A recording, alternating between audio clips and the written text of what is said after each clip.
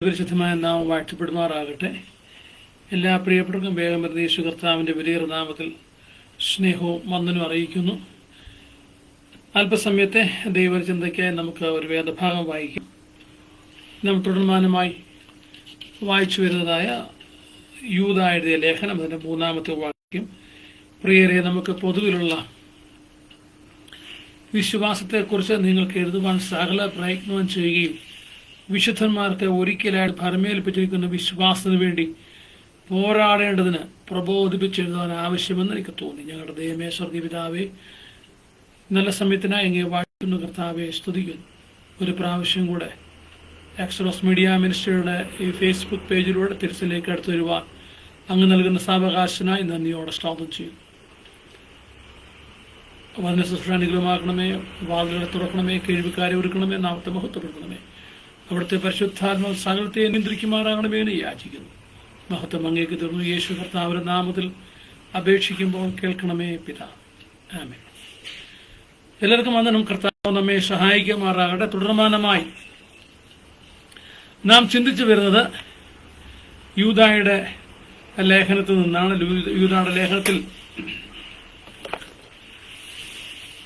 മുഴുവൻ ലോകത്തുള്ള വിശ്വാസികളോടുള്ള ഒരു സന്ദേശമാണ്.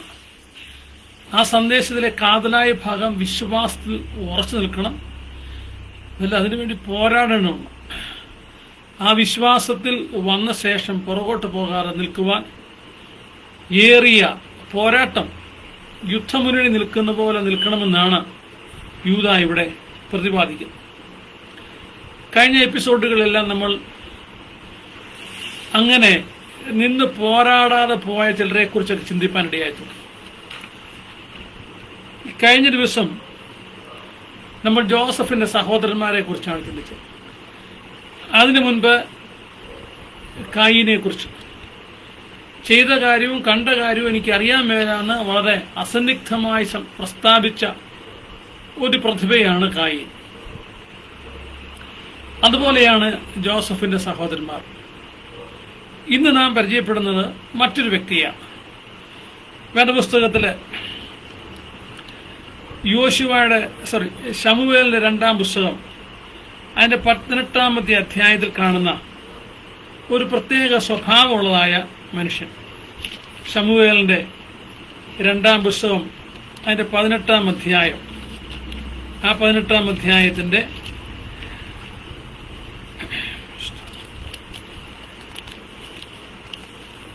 19 മുതലുള്ള വാക്യങ്ങളിൽ അവിടുത്തെ ഒരു പ്രത്യേക കാര്യം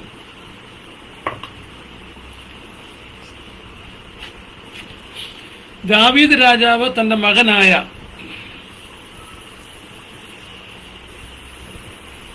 അബ്ശലോമിനെ ഭയന്ന് കാടുകൾ ഒളിച്ചിരിക്കുക.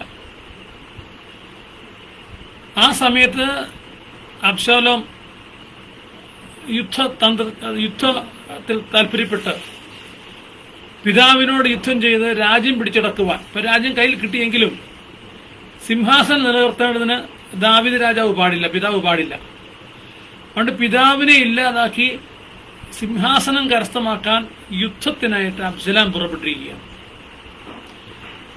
അങ്ങനെ അബ്ശലോം പുറപ്പെട്ടു വന്നു. യുദ്ധമുന്നണിയിൽ ഇരു കൂട്ടരും യുദ്ധത്തിലാണ്.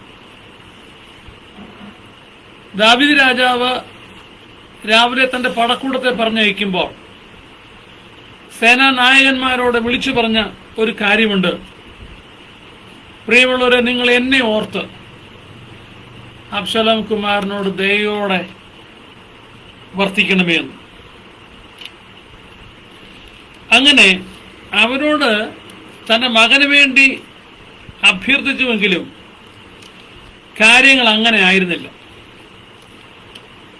പിതാവിന് മകനോട് കരുണ തോന്നിയെങ്കിലും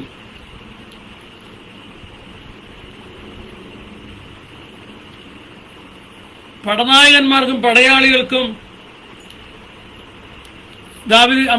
തങ്ങളുടെ എതിരാളിയായ പിതാവിനെ ധിക്കരിച്ച, ദോഷം ചെയ്ത, നാശം ചെയ്തു വരുന്നതായ അബ്ശലോം രാജകുമാരനോട് ഒരു സഹാനുഭൂതിയും ഒരു സഹായവും തോന്നിയില്ല. അപ്പോൾ അങ്ങനെ അബ്ശലോം രാജകുമാരൻ പടയിൽ പട്ടുപോകുവാൻ തക്കവണ്ണം ഇടയായിത്തീർന്നു. അബ്ശലോമിനെ കുറിച്ച് ദാവീദ് രാജാവ് പറഞ്ഞൊരു വാക്യം വായിക്കുന്നു. 18-ാം അധ്യായം, ശമൂവേലിന്റെ 2-ാം പുസ്തകം 18-ാം അധ്യായം, അതിന്റെ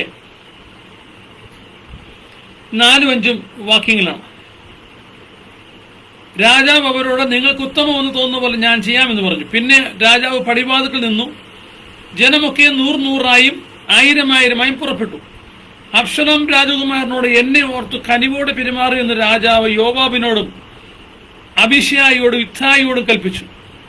രാജാവ് അധിപതിമാരോടൊക്കെയും അബ്ശലോമിനെ കുറിച്ച് കൽപ്പിക്കുമ്പോൾ ജനമെല്ലാം കേട്ടു. പടനിലത്തേക്ക് യുദ്ധത്തിനായിട്ട് ദാവീദ് രാജാവിന്റെ ആളുകൾ പോവുകയാണ്. എതിർഭാഗത്ത് നിൽക്കുന്നത് തന്റെ ഓമനപുത്രനാണ്, ആദിജാതൻ. ആ മകൻ ഇപ്പോൾ എതിരാളിയായി, ശത്രുവായി തന്നെ കാണുന്നു. പിതാവിനെ കൊല്ലുവാൻ നടക്കുന്നു. ഇങ്ങനെയൊക്കെയാണെങ്കിലും തിരുവചനം പറഞ്ഞത്, അപ്പന്മാരുടെ ഹൃദയം അത് മക്കളോട് കനിവുള്ളതാണ്. അപ്പന് മക്കളോട് ദയുള്ളതുപോലെ, കരുണ തോന്നുന്നതുപോലെ യഹോവയ്ക്ക് തന്റെ ഭക്തന്മാരോട് കരുണ തോന്നുന്നതാണ്. അപ്പോൾ അപ്പന്മാർക്ക് മക്കളോട് കരുണയുണ്ട്. ആ കരുണയിൻ പ്രകാരം അതുള്ളതുകൊണ്ട് ശത്രുവായെങ്കിലും, കൊല്ലാൻ നടക്കുന്നുവെങ്കിലും, സകലവും അപഹരിച്ചെങ്കിലും പിതാവായ ദാവീദിന്റെ ഹൃദയം കരുണാർദ്രതമായി സേനാനായകന്മാരായ 3 പേരോടും പറയണം, എന്നെ ഓർക്കണം. എന്നെ ഓർത്ത് നിങ്ങൾ രാജകുമാരനോട് ദയ തോന്നണം, കനിവ് തോന്നണം. കൊല്ലരുത് എന്നാ പറഞ്ഞു, ഉപദ്രവിക്കരുത് എന്നാ പറഞ്ഞു. അവർ പറഞ്ഞ് ആകട്ടെ, അങ്ങനെ ആയിക്കോട്ടെ എന്നൊക്കെ പറഞ്ഞ് അവർ യുദ്ധമുന്നണിയിലേക്ക് പോയി. യുദ്ധമുന്നണി ചെയ്തപ്പോൾ ശത്രുപക്ഷത്ത് അവരുടെ എതിരാളി ആയതുകൊണ്ട് ഈ 3 നേതാക്കന്മാരും അബ്ശലോമിനോട് ദയയോടെ വർത്തിച്ചില്ല. പടമുറുകിയപ്പോൾ അബ്ശലോം രാജകുമാരൻ തൻ്റെതായ കോവർ കഴുതപ്പുറത്ത് പാഞ്ഞു പോകാനിടയായി. ആ പോകുന്ന പോക്കിൽ വലിയ മുടിയുള്ളൊരു മനുഷ്യനാണ് അദ്ദേഹം ജയിക്കുന്നത്. അബ്ശലോമിന്റെ മുടി ഒരു കരുവേലകത്തിൽ കുരുങ്ങിയിട്ട് അബ്ശലോം ആകാശത്തിനും ഭൂമിക്കും മധ്യേ തൂങ്ങിക്കിടക്കുക. കരുവേലകം പ്രത്യേകതരം മരമാണ്. അതിന്റെ വേരുകളും അങ്ങനെ തന്നെ, അതിന്റെ ശാഖകളും ഇലകളും എല്ലാം ഒരു പ്രത്യേക സംവിധാനം അതിന്. അന്ന് കീഴേക്കൂടെ പോയ അബ്ശലോം പാറിപ്പറന്ന മുടി കരുവേലകത്തിൽ കുടുങ്ങി അങ്ങനെ ആകാശനും ഭൂമിക്കും ഈ മധ്യ ആണി തൂങ്ങിക്കിടക്കുക. ആ സമയത്ത് ഒരു പടയാളി ഇത് കണ്ടു. പടയാളി ഇത് കണ്ടിട്ട് ഓടിച്ചെന്ന് 18-ാം അധ്യായം അതിന്റെ 10-ാമത്തെ വാക്യത്തിൽ, 2 ശമൂവേൽ 18-ാം അധ്യായത്തിന്റെ 10-ാമത്തെ വാക്യത്തിൽ, ഒരുത്തൻ അത് കണ്ടിട്ട് അബ്ശാലോം ഒരു കരുവേലകത്തിൽ തൂങ്ങിക്കിടക്കുന്നത് ഞാൻ കണ്ടുവെന്ന് യോവാബിനോട് അറിയിച്ചു.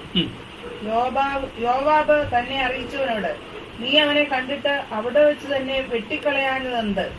ഞാൻ നിനക്ക് 10 ശേക്കൽ വെള്ളിയും 1 അരക്കച്ചയും തരുമായിരുന്നല്ലോ എന്ന് പറഞ്ഞു. യോവാബ് സേനാനായകനാണ്. അദ്ദേഹത്തിന് അറിവ് കൊടുത്ത പടയാളിയോട് പറയുക, നീ എന്താ അവനെ അവിടെ വെച്ച് തന്നെ വെട്ടിക്കളയാൻ? അങ്ങനെ ആരെ ഞാൻ നിനക്ക് ഇന്നിനെ പോലൊക്കെ തരുമായിരുന്നു, പദവിയും പ്രശസ്തി പത്രവും പിന്നെ പലതും തരുമായിരുന്നു എന്ന് പറഞ്ഞപ്പോൾ ആ മനുഷ്യൻ പടനായകനോട് പറഞ്ഞ വാക്കുകൾ. അവൻ യോവാബിനോട് പറഞ്ഞത്, 1000 ശേക്കൽ വെള്ളി എനിക്ക് തന്നാലും ഞാൻ രാജകുമാരന്റെ നേരെ കൈ നീട്ടുകയില്ല. സ്തോത്രം. അബ്ശാലോം കുമാരനെ ആരും തൊടാതിരിക്കുവാൻ സൂക്ഷിച്ചുകൊള്ളുവീനെന്ന് രാജാവ് നിന്നോടും അബീശായിയോടും ഇത്ഥായിയോടും ഞങ്ങൾ കേൾക്കല്ലോ കൽപ്പിച്ചത്. അല്ല, ഞാൻ അവന്റെ പ്രാണനെ ദ്രോഹിച്ചിരുന്നെങ്കിൽ രാജാവിനെ ഒന്നും മറവായിരിക്കുകയില്ലല്ലോ. നീ തന്നെ എന്നോട് അകന്നു നിൽക്കുമായിരുന്നു. എന്നാൽ യോവാബ്, ഞാൻ ഇങ്ങനെ നിന്നോട് സംസാരിച്ച് നേരം കളയുകയില്ല എന്ന് പറഞ്ഞ് 3 കുന്തം കയ്യിലെടുത്ത് അബ്ശാലോം കരിവേലകത്തിൽ ജീവനോടെ തൂങ്ങിക്കിടക്കുമ്പോൾ തന്നെ അവയെ അവന്റെ നെഞ്ചിനകത്ത് കുത്തിക്കടത്തി. യോവാബിന്റെ ആയുധവാഹകന്മാരായ 10 ബാല്യക്കാർ വളഞ്ഞു നിന്ന് അബ്ശാലോമിനെ അടിച്ചു കൊന്നു. പിന്നെ യോവാബ് കാഹളമൂതി. യോവാബ് ജനത്തെ വിലക്കിയതുകൊണ്ട് അവർ ഇസ്രായേലിനെ പിന്തുടർന്ന് വിട്ടുമടങ്ങി. അബ്ശാലോമിനെ അവർ എടുത്ത് വനത്തിൽ ഒരു വലിയ കുഴിയിലിട്ടു. അവന്റെ മേൽ ഏറ്റവും വലിയൊരു കൽക്കൂമ്പാരം കൂട്ടി. ഇസ്രായേലൊക്കെ താന്താന്റെ വീട്ടിലേക്ക് ഓടിപ്പോയി. അബ്ശാലോം ജീവനോടിരുന്ന സമയം എന്റെ പേര് നിലനിർത്തേണ്ടതിന് എനിക്ക് മകനില്ലല്ലോ എന്ന് പറഞ്ഞു. രാജാവിന്റെ താഴ്വരയിലെ തൂൺ എടുത്തു നാട്ടി അതിന് തന്റെ പേര് വിളിച്ചിരുന്നു. അതിന് ഇന്നുവരെ അബ്ശാലോമിന്റെ ജ്ഞാപക സ്തംഭം എന്ന് പറഞ്ഞു. ഒരു ചരിത്രമാണ് നമ്മുടെ കേട്ടത്. ഇനി അടുത്ത നാം ഉദ്ദേശിക്കുന്ന ദൈവാത്മ ഇന്ന് ഈ സമയത്ത് നമ്മൾ സംസാരിക്കാൻ ആഗ്രഹിക്കുന്ന വചനഭാഗത്തേക്ക് നമ്മൾ പോവുകയാണ്. 19-ാമത്തെ വാക്യം. അനന്തരം സാദോക്കിന്റെ മകനായ അഹീമാസ്. അതിന് മുൻപായിട്ട് അവിടെ ഈ വിവരം ചെന്ന് രാജാവിനോട് പറയുവാൻ തക്കവണ്ണം യോവാബ് ഒരു മനുഷ്യനെ കണ്ടെത്തുകയാണ്. 19. അതെ.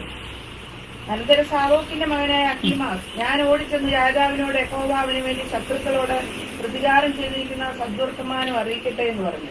യോവാബ് അവനോട്, നീ ഇന്ന് സദ്വർത്തമാന ദൂതനാകുകയില്ല, ഇനി ഒരു ദിവസം സദ്വർത്തമാനം കൊണ്ടുപോകാം. രാജകുമാരൻ മരിച്ചിരിക്കുക കൊണ്ട് നീ ഇന്ന് സദ്വർത്തമാന ദൂതനാകുകയില്ല എന്ന് പറഞ്ഞു. ഇത് എങ്ങനെ നമ്മുടെ വിശ്വാസവുമായി ഒത്തുപോകുന്ന ചിലപക്ഷെ ചിന്തിച്ചേക്കാം.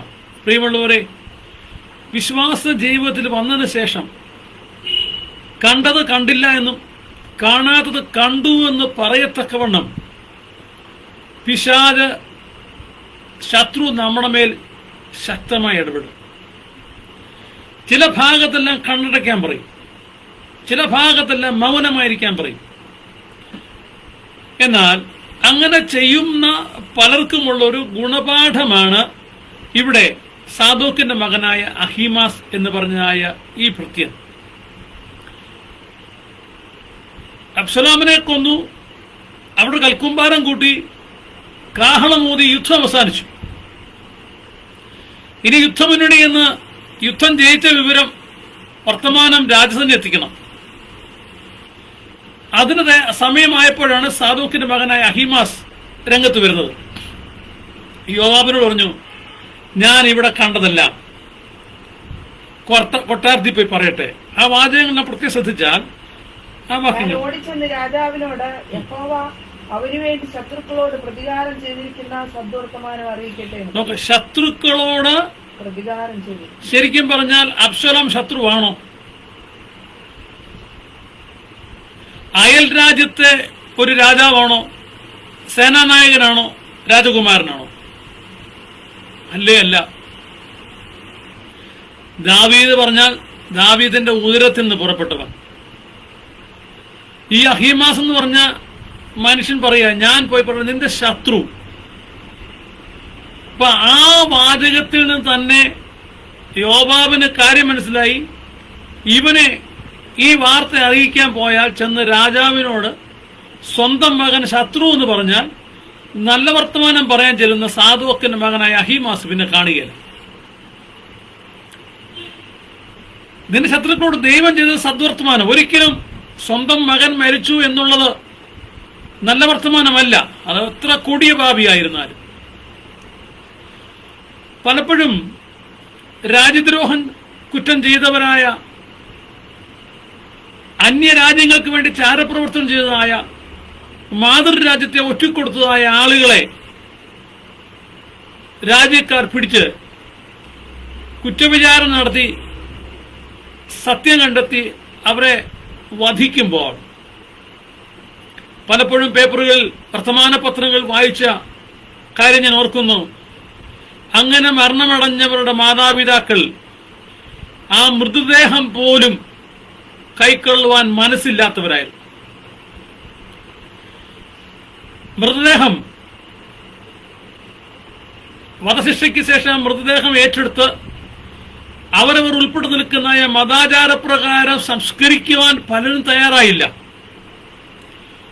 മാതൃരാജ്യത്തെ ഒറ്റിക്കൊടുത്ത അവൻ ഞങ്ങളുടെ മകനല്ല, ഇങ്ങനൊരു മകൻ ഉണ്ടായില്ല എന്നവർ പൊതുലോകത്തെ വിളിച്ചറിയിച്ചു. എന്നാൽ അങ്ങനെ മരണമടഞ്ഞ ആ മനുഷ്യരുടെ, ആ മക്കളുടെ അപ്പനും അമ്മയുടെയും ഹൃദയത്തിന്റെ നീറ്റം എന്തായിരുന്നു? രാജ്യത്തിന് വേണ്ടി പൊതുവിൽ വിളിച്ചു പറഞ്ഞപ്പോൾ വാസ്തവമായി അവർക്ക് ഹൃദയംഗമായി ആ മക്കളെ തള്ളിക്കളയാൻ പറ്റുമോ? മൃതദേഹം സ്വീകരിച്ചില്ല എന്നുള്ളത് ശരിയാണ്. അന്ന് അവർ ഭക്ഷണം കഴിച്ചു കാണുമോ? അന്നവർ സമാധാനത്തോടെ ഉറങ്ങിക്കാണുമോ? എത്ര ദിവസം എടുത്ത് കാണും അവർ സാധാരണ നിലയിലേക്ക് എത്തിച്ചേരാൻ? പ്രിയമുള്ളവരെ, മക്കളുടെ വേർപാട്, മക്കൾ ഇനി എന്ത് തെറ്റ് ചെയ്താലും അപ്പനും അമ്മയും അതിന് കൂട്ടുനിന്നില്ലെങ്കിലും ഒത്താശ പറഞ്ഞില്ലെങ്കിലും അവർക്ക് വേണ്ടി ജാമ്യം നിൽക്കുവാൻ കോടതിയിൽ ചെന്നില്ലെങ്കിലും അവരുടെ ഹൃദയത്തിന് തേങ്ങൽ കണ്ണുനീർ മറ്റാരും അറിയത്തില്ല. അതുകൊണ്ട് അഹിമാസ് പറയാ, ശത്രു എന്ന് പറഞ്ഞാൽ, നല്ല വർത്തമാനം കിട്ടിയെന്ന് പറഞ്ഞാൽ ദാവീദ് രാജാവാണ്, അപ്പോൾ തന്നെ പിതാവാണ്, അബ്ശലോമിന്റെ പിതാവാണ്, അത് ശരിയാകത്തില്ല. അതുകൊണ്ട് ബുദ്ധിമാനായ മന്ത്രി ആ കാര്യം അഹിമാസിനോട് പറയാണ്, ഇപ്പോൾ നീ ഇന്ന് നല്ല വർത്തമാനം പറയുന്നവനാകുകയല്ല, ഇനി ഒരു ദിവസം സദ്വർത്തമാനം കൊണ്ടുപോകാം, നിനക്ക് ഇനി ഒരു അവസരം തരാം. രാജകുമാരൻ മരിച്ചിരിക്കൊണ്ട് നീ ഇന്ന് സദ്വർത്തമാനം നല്ല സ്പഷ്ടമായിട്ട് കണ്ടു. ഇതാ ഇപ്പൊ പറയാം, രാജകുമാരൻ മരിച്ചു, അതുകൊണ്ട് നീ ഇന്ന് സദ്വർത്തമാന ദൂതൻ ആകുകയില്ല എന്ന് പറഞ്ഞു. പിന്നെ യോവാബ് കൂശ്യനോട്, നീ കണ്ടത് രാജാവിനെ ചെന്ന് അറിയിക്കുക എന്ന് പറഞ്ഞു. അപ്പോൾ തന്നെ അവിടെ കൂശ്യൻ ആഫ്രിക്കക്കാരനാണ്. അവനോട് പറഞ്ഞു, കൂശ്യൻ, അവന്റെ പേരൊന്നും പറഞ്ഞിട്ടില്ല, അദ്ദേഹത്തിന്റെ മേൽ, കൂശ്യന്റെ മേൽ നിയോഗം കൊടുക്കുക, നീ പോയി ചെന്ന് കണ്ടത് അവിടെ പറയുക. കൂശ്യൻ യോവാബിനെ വണങ്ങി ഓടി. ആ ഉത്തരവ് ലഭിച്ചപ്പോൾ സല്യൂട്ട് ചെയ്ത്, പടനായകനാണല്ലോ, സല്യൂട്ട് ചെയ്ത് അല്ലെങ്കിൽ വണങ്ങി, അന്നത്തെ രീതിയിൽ ആചാരം അനുസരിച്ച് ഉപചാരം അർപ്പിച്ചിട്ട് കൂശ്യൻ ഓടുക. അങ്ങനെ ഓടുമ്പോൾ നമ്മുടെ അഹീമാസ് വിട്ടുകൊടുക്കാൻ തയ്യാറില്ല. പിന്നെയും യോവാബിനോട്, ഏതായാലും ഞാനും കൂശ്യന്റെ പിന്നാലെ ഓടട്ടെ എന്ന് പറഞ്ഞു. പറയാണ്, ഞാനും പിന്നാലെ ഓടാൻ പോവുക. എന്ത് പറയാനാ? ഞാനും ഓടാൻ പോവുക. എന്റെ മകനെ, നീ എന്തിനു ഓടുന്നു? നിനക്ക് പ്രതിഫലം കിട്ടുകയില്ലല്ലോ എന്ന് പറഞ്ഞു. സ്തോത്രം. അവിടെ പറയാണ്, ഹല്ലേലൂയ, പിന്നെ നീ എന്തിനാ ഓടുന്നേ? നീ എന്തിനാ ഓടുന്നു? നീ ഓടിയാൽ നിനക്ക് പ്രതിഫലമൊന്നും കിട്ടത്തില്ല. എന്നിട്ടും ഈ അഹിമാസ് ചെയ്ത ഒരു കാര്യം വായിച്ചോട്ടെ. അവൻ പിന്നെയും, ഏതായാലും ഞാൻ ഓടുമെന്ന് പറഞ്ഞതിനെ എന്നാൽ ഓടിക്കൊള്ളുക എന്ന് അവൻ പറഞ്ഞു. വേണമെങ്കിൽ അഹിമാസ് പറഞ്ഞ, എനിക്കും നിയോഗം ലഭിച്ചു. ഈ നിയോഗം മര്യാദയ്ക്ക് ലഭിച്ചതല്ല. ഹൈ പ്രഷർ യോവാബിന്റെ മേൽ ചെലുത്തിയപ്പോൾ ഇവൻ ഓടാതെ അടങ്ങുകയല്ലെന്ന് ബോധ്യമായപ്പോൾ യോവാ പറഞ്ഞു, എന്നെ പോകോളാൻ പറഞ്ഞു. സ്തോത്രം. ബിലയാമിനെ ദൈവം വിട്ടതുപോലെ. ബിലയാം ആദ്യമെല്ലാം പറഞ്ഞു, ഞാൻ പോവുകയില്ല, ഞാൻ പോകുന്നില്ല, കാരണം എന്നെ ദൈവം ഏൽപ്പിച്ചില്ല എന്നൊക്കെ പറഞ്ഞെങ്കിലും ബാലാക്കിന്റെ ആളുകൾ കൊടുത്തതായ പൊൻവെള്ളി നാണ്യങ്ങളുടെ കിലുകിലുക്കം, ലഭിക്കാൻ പോകുന്ന പദവി, ഇതെല്ലാം ഓർത്തപ്പോൾ ബിലയാം ദൈവം പോകരുതെന്ന് പറഞ്ഞിട്ടും പോവുക. ആ പോയ വഴിക്ക് സംഭവിച്ചതെല്ലാം നാം കേട്ടിട്ടുണ്ടല്ലോ, അറിയാമല്ലോ, കൊണ്ട് ആ ഭാഗം വിടുന്നു. അങ്ങനെ ബിലയാമിനെ ദൈവം വിട്ടതല്ല, ബിലയാം ചോദിച്ചു വാങ്ങി ഓടുക. അതുപോലെ ഇവിടെ ഇത് അഹീമാസും യോവാബ് പറഞ്ഞിട്ടല്ല ഓടുന്നത്, നിർബന്ധം പറഞ്ഞ അവസാനം എന്നാ പിന്നെ നീ ഓടിക്കൂ. ആ വാക്കിൽ യോവാബ് ഓടാൻ തുടങ്ങി. ആള് മിടുക്കനായിരുന്നു കേട്ടോ. അതുകൊണ്ട് എന്ത് സംഭവിച്ചറിയോ? മുന്നോട്ട് ഓടിയ ഓട്ടത്തിൽ അങ്ങനെ അഹീമാസ് സമഭൂമി വഴിയായി ഓടി കൂശ്യനെ കടന്നുപോയി. കൂശ്യൻ കാടും മേടും കുന്നും മലയെല്ലാം കയറി ഇറങ്ങി ഓടുമ്പോൾ അഹീമാസിന്റെ ഓട്ടം ആ സൈസ് കഷ്ടപ്പാടിന്റെ ഓട്ടമൊന്നുമല്ല, സമഭൂമിയായി ഓടുക, നല്ല കംഫർട്ട് സോണിൽ കൂടെ ഓടുക, സുഖകരമായ അനുഭവത്തിലൂടെ അഹിമാസ് ഓടി. അഹിമാസ് കൂശിനെക്കാട്ടി മുൻപേ ഓടുക. മുൻപേ പോയ ആളെക്കാട്ടിൽ മുൻപേ ഇപ്പോൾ അഹിമാസ് ഓടുക. ആ ഓട്ടം കണ്ടാൽ ശരിക്കും ആളുകൾ അഭിനന്ദിക്കും, കരങ്ങളടിച്ച് പ്രോത്സാഹിപ്പിക്കും. നിയോഗം കിട്ടിയവന്റെ പുറകെ വരുന്നേ ഉള്ളൂ, അല്ലാത്തവന്റെ ഓട്ടത്തോടോട്ടമാ. അങ്ങനെ ഓടി ചെല്ലുമ്പോൾ അടുത്തു രാജകൊട്ടാരത്തിലേക്ക്, അല്ലെങ്കിൽ രാജാവ് അന്നേരം പാർക്കുന്ന സ്ഥലത്തേക്ക് അഹിമാസ് എത്തിച്ചേരുകയാണ്. എന്നാൽ ദാവീദ് 2 പടിവാതിലിന് മധ്യ ഇരിക്കുകയായിരുന്നു. കാവൽക്കാരൻ പടിവാതിലിന് മീതെ മതിലിന്റെ മുകളിൽ കയറി തല ഉയർത്തി നോക്കി ഒരുത്തൻ തനിച്ച് ഓടി വരുന്നത് കണ്ടു. അത് യുദ്ധമിനുള്ള വർത്തമാനം അറിയുവാൻ ദാവീദ് കാത്തിരിക്കുകയാണ്. അപ്പോൾ തന്നെ പടിവാതിൽ കാവൽക്കാരുണ്ട്. അത് അന്നേരത്തെ സാഹചര്യം മാത്രമല്ല, എല്ലാ സ്ഥലത്തും പടിവാതിൽ കാവൽക്കാരുണ്ട്. കോട്ടകൊത്തളങ്ങളിലെല്ലാം കാവൽക്കാരുണ്ട്. അവർക്ക് ഓരോരുത്തർക്കും ഓരോരോ നിയോഗങ്ങളുമുണ്ട്. അതിനെക്കുറിച്ചാണ് നമ്മൾ യെശയ്യാ പ്രവാചക പുസ്തകത്തിൽ കാണുന്നത്. കാവൽക്കാര രാത്രി എന്തായി? അതോടെ സങ്കീർത്തനം വായിക്കുന്നു, യഹോവയുടെ ആലയത്തിൽ രാത്രികാലങ്ങളിൽ നിൽക്കുന്നവരെ നിങ്ങൾ അവനെ ബന്ധപ്പെടുത്തണം. അപ്പൊ രാത്രിയുടെ യാമങ്ങളിൽ, പകൽ സമയങ്ങളിൽ എല്ലാം ആലയത്തിലും ഗോപുര മുകളിലും എല്ലാം കാവൽക്കാർ നിൽക്കുക. നമുക്ക് ആദ്യം യെശയ്യാവിന്റെ പുസ്തകത്തിൽ അത് കണ്ടിട്ട് സങ്കീർത്തന ഭാഗത്തേക്ക് പോകാം. അവിടെ ഒരു രാത്രിയിൽ ഒരാൾക്ക് ഉറക്കം വരുന്നില്ല. ഇന്നെന്ന പോലെ മൊബൈലിലും സെൽഫോണുകളിലും കയ്യിലെ വാച്ചുകൾ, വീടുകളിലെ ക്ലോക്കുകൾ, അങ്ങനെ ഘടികാരങ്ങൾ വെച്ച് സമയം അറിയുന്ന ഒരു പദ്ധതി ഇല്ലായിരുന്നു. ഒന്നിൽ രാജകൊട്ടാരത്തിലും മറ്റെവിടെങ്കിലും അതിന് ഉതകുന്നതായ ഒരു പ്രത്യേക സംവിധാനവും അതിലൂടെ അറിയുന്ന സമയം എല്ലാ സമയങ്ങളിലും അതിന് നിശ്ചിത സമയങ്ങളിൽ പ്രജകളെ അറിയിക്കുന്ന രീതിയുമാണ് മുൻകാലങ്ങളിൽ ഉണ്ടായിരുന്നത്. അങ്ങനെ വാതിൽ കാവൽക്കൽ ഗോപുരത്തുകൾ കാവൽ കാത്തു നിന്ന അവിടെയാണ് ഘടികാരം വെച്ചിരിക്കുന്നത്. ടവറുകൾ, കോർപ്പറേഷൻ ഓഫീസിന്റെ ടവറുകളിൽ നമുക്ക് സമയം കാണാൻ സാധിക്കും. ജയിലിന്റെ ഗോപുര ടവറിൽ നമുക്ക് സമയം കാണാം. അതുപോലെ പട്ടണങ്ങളിൽ, രാജ്യങ്ങളുടെ പ്രധാന ഗോപുരങ്ങളിലെല്ലാം ഘടികാരങ്ങൾ വെച്ച് അതിൽ നിന്ന് സമയം കാണുന്നത്, അറിയുന്നത് ഒരു മുൻ നടപടിക്രമമായിരുന്നു. അങ്ങനെ ഇവിടെ ഇതാ ഘടികാരം വെച്ചിരിക്കുന്ന ഗോപുരത്തിന്റെ അടുക്കൽ, അതിന് മാത്രമല്ല കേട്ടോ, മൊത്തത്തിലുള്ള കാവലിന് വേണ്ടി കാത്തു നിൽക്കുന്ന ആളുകൾ നിൽക്കുമ്പോൾ ഒരു മനുഷ്യൻ വിളിച്ചു ചോദിക്കുകയാണ്. യെശയ്യാവിന്റെ പുസ്തകം 21 അധ്യായത്തിന്റെ 11 വാക്യം. ധൂമയെ കുറിച്ചുള്ള പ്രവാചകം, കാവൽക്കാര രാത്രി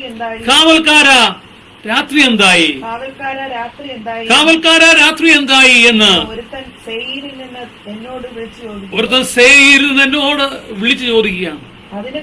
അതിന് കാവൽക്കാരൻ ഉടൻ തന്നെ മറുപടി പറഞ്ഞു, പോയിട്ട് വായോ, പിന്നെ പറയാമെന്നില്ല. അപ്പോൾ തന്നെ മറുപടി, അതിന് കാവൽക്കാരൻ പ്രഭാതവും രാത്രിയും വന്നിരിക്കുന്നു, നിങ്ങൾക്ക് ചോദിച്ചോളാൻ പറഞ്ഞു. ഈ മറുപടി ആശാവഹമാണോ? ചോദിച്ച ചോദ്യത്തിനുള്ള ശരിയായ ഉത്തരമാണോ? മറുപടിയാണോ? കാവൽക്കാരൻ പറഞ്ഞത് ഇങ്ങനെയാണ്, പ്രഭാതവും രാത്രിയും വന്നു. സമയം എന്തായി? ആ ചോദ്യത്തിന് മറുപടിയാണ് പ്രഭാതം, രാത്രി. പ്രിയമുള്ളവരെ, അത് അപ്പോൾ ചോദിച്ച ആ മനുഷ്യനോടുള്ള ആലോചനയ്ക്ക് അപ്പുറത്ത് ലോകത്തിന്റെ കാലവിഗതികളോടുള്ളൊരു ആലോചനയാണ്. സ്വയമായി ചോദിക്കുന്ന, ആത്മകഥ എന്നോണം പറയുന്നത്, അപ്പോൾ തന്നെ കഷ്ടപ്പാടിന്റെയും പ്രയാസങ്ങളുടെയും അല്ലെങ്കിൽ ലോകത്ത് നടമാടുന്ന അനീതിയും അക്രമവും കണ്ട് വല്ലാത്തൊരു അനുഭവത്തിലായിരിക്കുന്ന ആളുകൾക്ക് അറിയുവാനൊരു വാഞ്ചയുണ്ട്, ഇതിനൊക്കെ ഒരു അവസാനമായില്ലേ? ഇതിനെല്ലാം അവസാനം എന്നാണ്. അതിന് കർത്താവ് പറഞ്ഞ മറുപടിയാണ്, ഈ ചോദ്യത്തിന് ഉത്തരം കർത്താവ് വിളിച്ചു പറയാൻ ഇടയായിത്തീർന്നു. സുവിശേഷങ്ങളിൽ ഇവിടെ പറഞ്ഞു, ഇവിടെ പ്രഭാതവും രാത്രിയും. അതാണ് യേശു കർത്താവ് പറഞ്ഞത്. 2 പേർ വയലിലായിരിക്കും. 2 തിരികളിൽ പൊടിച്ചുകൊണ്ടിരിക്കും, 2 കിടക്കയിലായിരിക്കും. ഒരു കൂട്ടർ കിടക്കയിലായിരിക്കും, അവർക്ക് രാത്രിയായിരിക്കും. ഒരു കൂട്ടർക്ക് പ്രഭാതമായിരിക്കും, ഒരു കൂട്ടർക്ക് ഉച്ച കഴിഞ്ഞ നേരമായിരിക്കും. കർത്താവിന്റെ വരവിന്, ഈ ലോകത്തിന്റെ അവസാനം എപ്പോഴെന്ന് ചോദിച്ചാൽ രാത്രി ആണെങ്കിൽ നമുക്ക് ഭാരതീയർക്ക് ഇപ്പോൾ രാത്രിയാണ്. രാത്രിയെങ്കിൽ ഈ സമയത്ത് അമേരിക്ക, കാനഡ, ഇതര രാജ്യങ്ങളിൽ പ്രഭാതമാണ്, പകലാണ്. മറ്റു രാജ്യങ്ങളിൽ വ്യത്യസ്തമായ ടൈം സോണുകളാണ്. ഓരോരുത്തർക്കും വ്യത്യസ്തമായ സമയക്രമങ്ങളാണ്. ഓസ്ട്രേലിയയിൽ ഇപ്പോൾ ഏതാണ്ട് അർദ്ധരാത്രി കഴിഞ്ഞിരിക്കുകയാണ്. എന്നാൽ UK ഇപ്പോൾ അവരുടെ മധ്യാഹ്നത്തോടടുത്ത സമയമാണ്. ഭാരതത്തിൽ 7:30 മണിയായിരിക്കുമ്പോൾ ഗൾഫ് രാജ്യങ്ങളിൽ സമയക്രമത്തിൽ വ്യത്യാസമുണ്ട്. അങ്ങനെ ആഗോളപരമായി സമയങ്ങൾക്കെല്ലാം വ്യത്യാസമുണ്ട്. അതുകൊണ്ട് പ്രവാചകൻ ഈ കാവൽക്കാരനോട് ചോദിച്ചപ്പോൾ കാവൽക്കാരൻ വിളിച്ചു പറയുകയാണ്, പ്രഭാതവും രാത്രിയും വന്നിരിക്കുന്നു.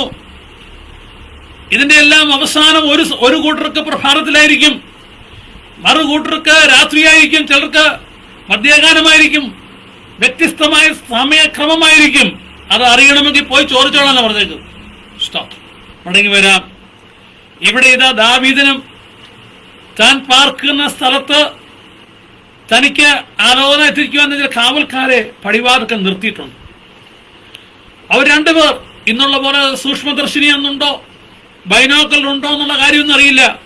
ഏതായാലും ദൂരവേ നോക്കി എന്തായി യുദ്ധത്തിന്റെ ഗതിവിഗതികൾ എന്നറിയുവാൻ വാഞ്ചയോടെ ദൂരവേ നോക്കിയിരിക്കുന്ന ദാവീദ് താൻ ഉൾമുറിയിൽ അല്ലെങ്കിൽ തന്റെ അരമനയിലായിരിക്കുമ്പോൾ അന്നേരത്തെ സൗകര്യത്തിൽ താൻ പാർക്കുമ്പോൾ, യെരുശലേമിലെ കൊട്ടാരത്തിലല്ല, താൻ പാർക്കുമ്പോൾ ഇവിടെ ആ കാട്ടിൽ താൻ അകത്ത് പാർക്കുമ്പോൾ തൊട്ട് പുറത്താണ് പടിവാതിക്കൽ. അകത്ത് നിന്ന് ദാവീദ് പുറത്തേക്ക് നോക്കുമ്പോൾ പുറത്ത് പടിവാതിക്കൽ കുറച്ചുകൂടെ ദൂരെ അകലേക്ക് നോക്കിയിരിക്കുകയാണ്, നിൽക്കുകയാണ്. ശ്രദ്ധയോടെ നോക്കി നിൽക്കുമ്പോൾ കാണാം, ഇതാ ഒരാൾ ഓടി വരുന്നു. കാവൽക്കാരൻ രാജാവിനോട് വിളിച്ചറിയിച്ചു. അവിടെ നിന്ന് വിളിച്ചു പറഞ്ഞു, പൊന്നു തമ്പുരാനെ. അവൻ ഏകനെങ്കിൽ വിളിച്ചറിയിച്ചു. ഒരുത്തൻ തനിച്ച് ഓടി വരുന്നത് കണ്ടു. ഒരുത്തൻ കാവൽക്കാരൻ രാജാവിനോട് വിളിച്ചറിയിച്ചു, അവൻ ഏകനെങ്കിൽ. പടിവാതിൽക്കൽ ഇരിക്കുന്ന ആള് തല ഉയർത്തി നോക്കി ഒരുത്തൻ തല ഉയർത്തി നോക്കിയപ്പോ തലിച്ച ഒരുത്തൻ ഓടി വരുന്നത് കാണുക. അപ്പോൾ അത് കണ്ടിട്ട് അവൻ അവിടുന്ന് വിളിച്ചു പറഞ്ഞു. കാവൽക്കാരൻ രാജാവിനോട് വിളിച്ചറിയിച്ചു, അവൻ ഏകനെങ്കിൽ സദ്വർത്തമാനവും കൊണ്ടാവുന്നു. സ്തോത്രം. നോക്കുക, തല ഉയർത്തി നോക്കുന്ന പടിവാതിൽക്കലെ കാവൽക്കാർ നോക്കുന്നത് ഒരുവൻ തനിച്ചു ഓടി വരുന്നു. ഈ വിവരം ഈ സന്ദേശം അപ്പോഴേ കൈമാറിയപ്പോൾ തിരിച്ച് ഇങ്ങോട്ട് വന്ന സന്ദേശം കേൾക്കണമോ? അവൻ ഏകനെങ്കിൽ സദ്വർത്തമാനദൂതനാകുന്നു. നമ്മുടെ ഇടയിൽ അറിഞ്ഞോ അറിയാതെ വരുന്ന പാലിച്ചുകൊണ്ടിരിക്കുന്ന ഒരു ഒറ്റ സംഖ്യാക്രമത്തിന്റെ ഉപജ്ഞാതാവ് ഇന്നീ ലോകത്ത് കാണുന്ന മാലോകരാരുമല്ല, മറിച്ചത് ദാവീദാണ്.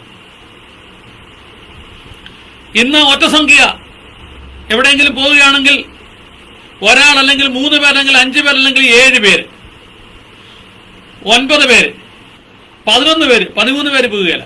കാരണം 13ാമത്തെ സംഖ്യ ശരിയല്ലെന്നാ പറയുന്നത്. അതുപോലെ ഇരട്ട സംഖ്യ 2, 4, 6, 8, 10 അതും ബുദ്ധിമുട്ടാണ്. ഈ സംഖ്യയുടെ അല്ലെങ്കിൽ ആ ന്യൂമറോളജി അതിനനുസരിച്ചുള്ളതായ നന്മയുടെ ചിന്തയും ചിന്താഗതികളും ഈ ആധുനിക കാലഘട്ടത്തിലെ ജ്യോത്സ്യന്മാർക്കും മറ്റുള്ള ഉള്ളിൽ ഉദിച്ച ഒരു നവീന ആശയമല്ല,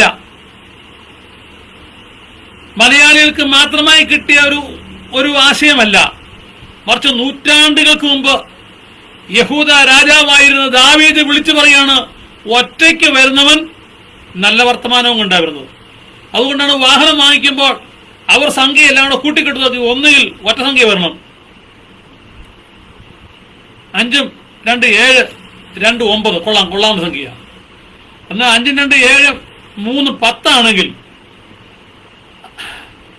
KL1 01 ഒന്നില് 5 ഈ പറഞ്ഞ 5 3 2 5 3 8 2 10 532 വന്ന ആ നമ്പർ എടുക്കാൻ വലിയ ബുദ്ധിമുട്ടാണ്. അതുകൊണ്ട് ഒറ്റ സംഖ്യ വരുന്നത് എല്ലാവർക്കും സന്തോഷമാണ്. അത് ഇന്ന് തുടങ്ങിയ ഒരു ആശയമല്ല, മുൻപേ തുടങ്ങിയതാണ്. ദാവീദ് അവൻ ഒറ്റയ്ക്കാണോ വരുന്നത്, ഏകനായിട്ടാണോ വരുന്നത്? അതുകൊണ്ട് പ്രിയമുള്ളവരെ, ഏകനായി വന്ന ഈ മനുഷ്യൻ പറഞ്ഞ ദൂത് നല്ല ദൂതല്ലായിരുന്നു. അയാളുടെ പക്കൽ പറയാൻ ദൂതുമില്ലായിരുന്നു. അതുകൊണ്ട് ഈ ഫോണിനോ അല്ലെങ്കിൽ വാഹനങ്ങൾക്കോ ഒറ്റ സംഖ്യയൊക്കെ തപ്പിപ്പോന്നിട്ട് പറയാനൊരു സന്ദേശമുണ്ട്. അതൊരു നല്ല കാര്യമല്ല വേദപുസ്തക പ്രകാരം. എന്നാൽ ആശ്വാസത്തിന് വേണ്ടി പറയാൻ കൊള്ളാം, ഒറ്റയ്ക്ക് വരുന്നത് കൊള്ളാവുന്നതിനാണ്. എന്നാൽ അതിന് മറുപടി അവൻ ഓടി വരുമ്പോൾ നടക്കാൻ തുടങ്ങി.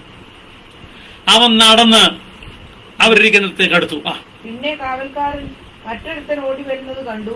കാവൽക്കാരൻ വാതിൽ കാക്കുന്നവനോട്, ഇതാ പിന്നെയും ഒരാൾ തനിച്ച് ഓടി വരുന്നു എന്ന് വിളിച്ചു പറഞ്ഞു. പിന്നെ പറയും, ഇതാ വരുന്ന വേറൊരുത്തൻ, അവനും തനിച്ചാ ഓടി വരുന്നത്. അത് കേട്ടപ്പോഴും ദാവീദ് തന്നെ പറഞ്ഞേ, അവനും സദ്വർത്തമാന ദൂതനാകുന്നു എന്ന് രാജാവ്. ആണോ?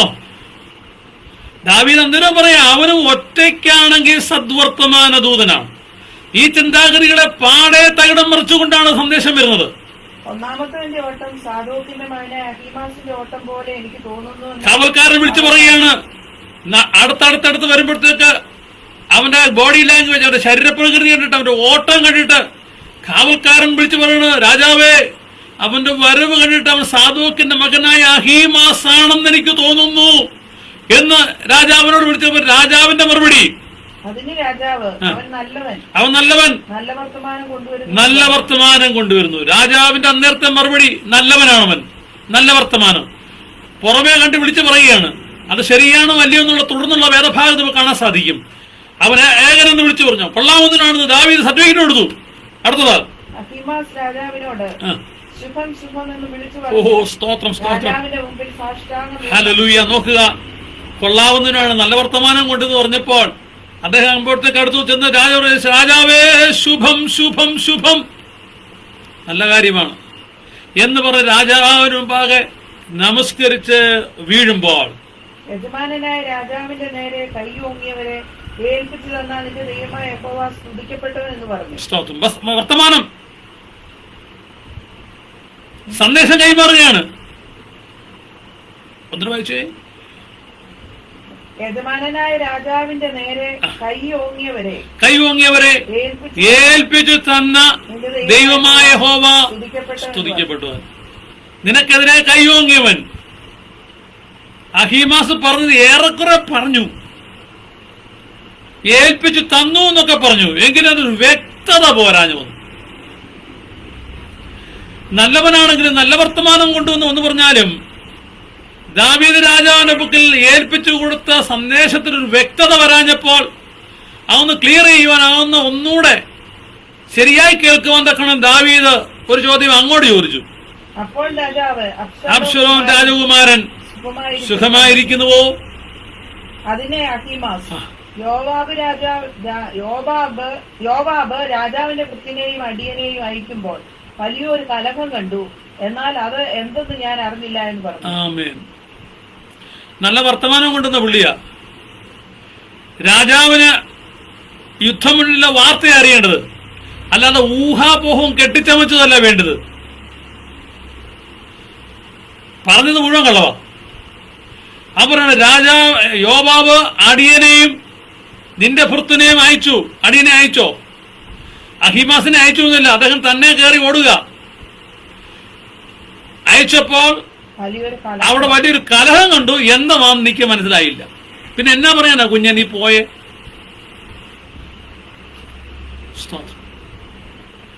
ഞാൻ കലഹം കണ്ടു എന്ന് പറയാനാണോ? അത് കേൾക്കാനാണോ രാജാവ് ഇരിക്കുന്നത്? അത് കേൾക്കാനല്ല രാജാവ് ഇരിക്കുന്നത്. രാജാവിന് യുദ്ധമുള്ള വാർത്ത അറിയേണ്ടത്. ജയിച്ചോ തോറ്റോ? ഞാൻ ജയിച്ചുവെങ്കിൽ എന്റെ മകൻ തോറ്റു, അവനെന്തായി? അവൻ ജയിച്ചുവെങ്കിൽ ഞാൻ തോറ്റു എങ്കിൽ ഇവിടുന്ന് എപ്പോഴാ ഓടേണ്ടത്? ഇത് രണ്ടും രാജാവിന് അറിയണ്ടേ. അപ്പോൾ എന്നെ അയച്ചപ്പോൾ അവിടെ ഒരു കലഹം കണ്ടു, എന്താ നടന്നത് ഞാൻ അറിഞ്ഞില്ലേ? അഹീമാസേ, നീ അറിഞ്ഞില്ലേ? അബ്ശലോമിനെ വളഞ്ഞിട്ട് യോവാബിന്റെ കൂടെയുള്ള 10 പേർ തല്ലിക്കൊന്ന് യോവാബ് ഒരു കുന്തം അവന്റെ ഹൃദയത്തിൽ കുത്തിക്കയറ്റി. യോവാബിന്റെ കൂടെയുള്ള സേവകർ 10 പേരും വളഞ്ഞു നിന്ന് അടിച്ചു കൊന്ന് രക്തം വാർന്ന് തല്ലുകൊണ്ട് മരിച്ച, കുന്തം കൊണ്ടുള്ള കുത്തേറ്റ് മരിച്ച അബ്ശലോമിനെ നീ കണ്ടില്ലേ? കൊല നടന്ന് കൊന്നു കഴിഞ്ഞപ്പോഴത്തേക്ക് ബാക്കിയുള്ള എത്തിച്ചേർന്നു. ആ പ്രദേശത്ത് കിടന്ന് കല്ലെല്ലാം കൂടെ വാരിയിട്ട് മണ്ണ് കൊണ്ട് സംസ്കാരത്തിന് പകരം കല്ലുകൊണ്ട് സംസ്കരിച്ചൊരു കൂമ്പാരം ഉണ്ടാക്കിയത് അഹീമാസയെ നീ കണ്ടില്ലേ? കണ്ടു. പക്ഷെ രാജസന്ധിയിൽ വന്ന് അഹീമാസ് പറയാ, ഞാൻ അറിഞ്ഞില്ല. ദൈവപൈതലേ, ദൈവജനമേ, വാസ്തവമായത് സത്യമായത് കണ്ടില്ലേ, കേട്ടില്ലേ? എന്നാൽ പൊതുവിൽ എന്താ പറയുന്നേ? ഇവിടെ രാജക്രോധം പേടിച്ചിട്ടായിരിക്കും ഒരു പക്ഷേ അഹീമാസ് അങ്ങനെയൊക്കെ പറഞ്ഞത്. തന്റെ നിലനിൽപ്പിന് വേണ്ടിയായിരിക്കും, രാജാവിനെ സന്തോഷിപ്പിക്കാൻ പറഞ്ഞതാ. സഹോദര സഹോദരി, സ്തോത്രം. നായകനെ, നായികയെ, വിശ്വാസിയെ, ശുശ്രൂഷകനെ കണ്ടത് പറയാനുള്ള ആർജവം, തെറ്റിപ്പോയി എന്ന് പറയാനുള്ള ആർജവമുണ്ടോ? മുഖം നോക്കാതെ കാര്യം പറയാൻ കഴിയുന്നുണ്ടോ? ഇവിടെ ഇത് അഹീമാസ് പറയാണ്, ഞാൻ ഒരു കലഹം കേട്ടു, അല്ല കലഹം കണ്ടു, കേട്ടു, ഏതാണ്ടൊക്കെ നടക്കുന്നു, എന്താണെന്ന് എനിക്കറിയത്തില്ല. മറുപടി, എന്നാൽ അവന് പൊൻവളയും പട്ടും, വീരവാളിപ്പട്ടും പൊൻവളയും കൊടുക്കാനാണോ നേർന്ന് പറഞ്ഞത്? ഇല്ല, നീ അവിടെ മാറി നിൽക്കാൻ നിനക്ക് വരുന്നുണ്ട്, നീ അവിടെ രാജസന്നിധി മാറി നിൽക്കുക. അതുകൊണ്ട് അവരെ രാജസന്നിധി വാക്ക് ഉച്ചരിക്കാൻ നീ ബന്ധപ്പെടരുത്, നീ അങ്ങോട്ട് മാറി നിൽക്കേ. ആ സമയത്ത് അവൻ മാറി നിന്നു. ഉടനെ കൂശ്യൻ വന്നു. യജമാനായ രാജാവിന് ഇതാ നല്ല വർത്തമാനം, നിന്നോട് എതിർത്ത എല്ലാവരോടും യഹോവ ഇന്ന് നിനക്ക് വേണ്ടി പ്രതികാരം ചെയ്തിരിക്കുന്നുവെന്ന് കൂശ്യനും പറഞ്ഞു.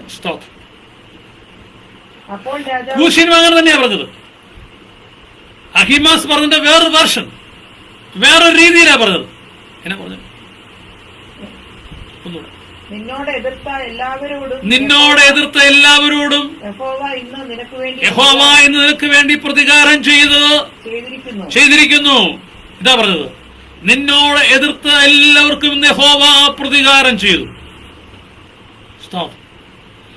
എല്ലാവരോടെന്ന് പറഞ്ഞപ്പോൾ ദാവീദിന് അറിയേണ്ട ഒരാളുടെ കാര്യമാ. ദാവീദ് കൂശ്യനോടും ചോദിച്ചു, എന്റെ മകൻ സുഖമായിരിക്കുന്നു. ദാവീദ് സുഖത്തിലല്ല കാട്ടിക്കിടക്കുക, അപ്പൻ സുഖത്തിലല്ല. അപ്പോഴും അപ്പൻ ചോദിക്കുന്നു, എന്റെ മകന് സുഖമാണോ? അതിന് കൂശ്യന്റെ മറുപടി വന്നു, അതിന് കൂശ്യൻ യജമാനായ രാജാവിന്റെ ശത്രുക്കളും യജമാനായ രാജാവിന്റെ ശത്രുക്കളും നിന്നോട് ദോഷം ചെയ്യാൻ എഴുന്നേൽക്കുന്ന എല്ലാവരും ആ കുമാരനെ പോലെ ആകട്ടെ എന്ന് പറഞ്ഞാൽ ആയി തീർന്നു. ഇനി നിനക്ക് വരാൻ പോകുന്ന ശത്രുക്കളുണ്ടല്ലോ, നിനക്ക് ദോഷം ചെയ്യാൻ തീരുമാനിക്കുന്നവർ, അവരെല്ലാവരും ആ കുമാരനെ പോലെ ആകട്ടെ. കൂശ്യൻ പറഞ്ഞ വാക്കുകളാണ്. നിനക്ക് ദ്രോഹം ചെയ്തവർ, നിന്റെ ശത്രുക്കൾ, അവർക്ക് കുമാരന്റെ ഗതി ഉണ്ടാകും എന്ന് പറഞ്ഞാൽ കുമാരന്റെ ഗതി അധോഗതിയായിരുന്നു. അത് കേട്ടുടനെ രാജാവ് നടുങ്ങി പഠിപ്പുരമാളികയിൽ കയറി, എന്റെ മകനെ അബ്ശാലോമേ, ഞാൻ നിനക്ക് പകരം മരിച്ചെങ്കിൽ കൊള്ളാമായിരുന്നു. അബ്ശാലോമേ, എന്റെ മകനെ എന്നിങ്ങനെ പറഞ്ഞു. കൂശ്യൻ അബ്ശലോം രാജകുമാരൻ മരിച്ചു എന്ന് പറഞ്ഞില്ല. പക്ഷെ ഇപ്പോഴാ വാവിട്ട് നിലവിളിക്കുന്ന ദാവീദ് പറയാണ്, എന്റെ മകനെ അബ്ശലോമേ, നിനക്ക് പകരം ഞാൻ മരിക്കേണ്ടതായി, മരിച്ചാൽ കൊള്ളാമായിരുന്നു മോനെ. രാജകുമാരൻ മരിച്ചു എന്ന് രാജാവിന് ബോധ്യമായി. എന്നാൽ കണ്ട കാര്യം കണ്ടില്ലെന്ന് അല്ല പച്ചയ്ക്ക് രാജസഭയിൽ കയറി പറഞ്ഞു ഒരു വിദ്വാൻ. അവിടാണ് നമ്മുടെ വിഷയം. അതുകൊണ്ടാണ് യൂദാ ലേഖനം എഴുതുന്നത്, വിശുദ്ധന്മാരെ, സഹോദരന്മാരെ, നിങ്ങളുടെ പക്കൽ ഭരമേൽപ്പിച്ചിരിക്കുന്ന ഒരു വിശ്വാസമുണ്ടല്ലോ, ആ വിശ്വാസത്തിന് വേണ്ടി നിങ്ങൾ പോരാടണം. സ്നാനപ്പെട്ടോ എന്ന് ചോദിച്ചാൽ അവിടെ ഉരുണ്ട് കളിക്കരുത്. നീ വിശ്വാസിയാണോ എന്ന് ചോദിച്ചാൽ ഉരുണ്ട് കളിക്കരുത്. നിന്നിടത്ത് നിന്ന് വല്ലാതാകരുത്. കാര്യസാധ്യത്തിന് വേണ്ടി, വിവാഹത്തിന് വേണ്ടി, വസ്തുവിന് വേണ്ടി, ഇതര വകകൾക്ക് വേണ്ടി, മറ്റ് സഹായ ഹസ്തങ്ങൾക്ക് വേണ്ടി, അന്നേരത്തെ നിലനിൽപ്പിന് വേണ്ടി ചോദിക്കുന്ന ചോദ്യത്തിന് മറുപടി ശരിയല്ലാതെ പറഞ്ഞാൽ ഒരു ഉത്തരവുണ്ടാകും, നീ അങ്ങോട്ട് മാറി നിൽക്ക്. നിന്റെ കാര്യത്തിൽ പിന്നെ തീരുമാനം ഉണ്ടാകുമെന്നതിനർത്ഥം. സ്തോത്രം.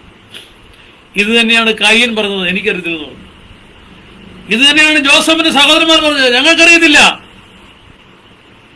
അത് തന്നെയാണ് അഹീമാസും പറഞ്ഞത്, എനിക്കറിയത്തില്ല, ഞാൻ അറിഞ്ഞില്ല എന്നാണ്. അറിഞ്ഞില്ലേ അഹീമാസെ? ഈ ചോദ്യം എന്നോട് നിങ്ങളോട് ചോദിച്ചാൽ, സ്തോത്രം, കണ്ടത് കണ്ടില്ലെന്നും കേട്ടത് കേട്ടില്ലെന്നും കിട്ടിയത് കിട്ടിയില്ല എന്നും, സ്തോത്രം, ഭാര്യയ്ക്ക് വേണ്ടി, ഭർത്താവിന് വേണ്ടി, മക്കൾക്ക് വേണ്ടി, മാതാപിതാക്കൾക്ക് വേണ്ടി, ബന്ധുക്കൾക്ക് വേണ്ടി, സമുദായത്തിനും സമൂഹത്തിനും വേണ്ടി, പാർട്ടിക്ക് വേണ്ടി, ദേശത്തിനു വേണ്ടി നുണ പറയുന്നുവെങ്കിൽ, അറിയുന്നില്ലെന്ന് പറയുന്നുവെങ്കിൽ ഇവിടെ രക്ഷപ്പെട്ടു പോകും. പക്ഷേ അറിയുന്നവനുണ്ട്. നോക്കൂ, ഇങ്ങനെ അറിയാതെ പലരും ചെയ്യാറുണ്ട്. ആ ചില ഭാഗങ്ങളുടെ വായിച്ച് ഇന്നത്തെ ഈ സന്ദേശം ഇവിടെ അതെ അവസാനിപ്പിക്കുവാൻ തന്നെ താല്പര്യപ്പെടും. ഈ അഹീമാസ് പോയതുപോലെ പോകാത്ത ചിലരെ കുറിച്ച് വേദപുസ്തകമുണ്ട്. യിരെമ്യാവിന്റെ പുസ്തകം 14-ാം അധ്യായത്തിന്റെ 14-ാമത്തെ വാക്യം നമുക്ക് പ്രാരംഭമായി വായിക്കാം. യിരെമ്യാവിന്റെ പുസ്തകം 14-ാം അധ്യായത്തിന്റെ 14-ാമത്തെ വാക്യം. Price the Lord. യഹോവ എന്നോട് അരുളിച്ചെയ്തത്, പ്രവാചകന്മാർ എന്റെ നാമത്തിൽ ഭോഷ്ക് പ്രവചിക്കുന്നു. ഞാൻ അവരെ അയച്ചിട്ടില്ല, അവരോട് കൽപ്പിച്ചിട്ടില്ല, അവരോട് സംസാരിച്ചിട്ടുമില്ല. അവർ വ്യാജദർശനവും പ്രശ്നവാക്യവും ഇല്ലാത്ത കാര്യവും സ്വന്തം ഹൃദയത്തിലെ വഞ്ചനയും നിങ്ങളോട് പ്രവചിക്കുന്നു. പ്രവാചകന്മാർ, പ്രവാചക എന്ന് പേര് കണ്ട ഒരു പറ്റം ആളുകളുണ്ട്. അതിന് നടുവിൽ ശരിയായി പ്രവചിക്കുന്നവരുണ്ട്. ദൈവാത്മാവ് തന്നെ പറയുന്നവർ. അവർ വരാൻ പോകുന്ന നന്മയുടെ കാര്യങ്ങൾ മാത്രമായിരിക്കില്ല പറഞ്ഞവർ. മാനസാന്തരത്തെക്കുറിച്ച്, മടങ്ങി വരവിനെ കുറിച്ച്, വീണുപോയ ഭാഗങ്ങൾ തിരിച്ചെടുക്കുവാൻ തക്കവണ്ണം ദൈവിക ആലോചന പറഞ്ഞ പ്രവാചകന്മാരുണ്ട്. എന്നാൽ ഇവിടെ ദൈവമായ കർത്താവ്, യഹോവയായ ദൈവം, യിരെമ്യാവെന്ന പ്രവാചകൻ പറഞ്ഞ്, രാജാവെ അല്ല പ്രവാചകനെ, ഞാൻ എന്ത് ചെയ്തിട്ടില്ല,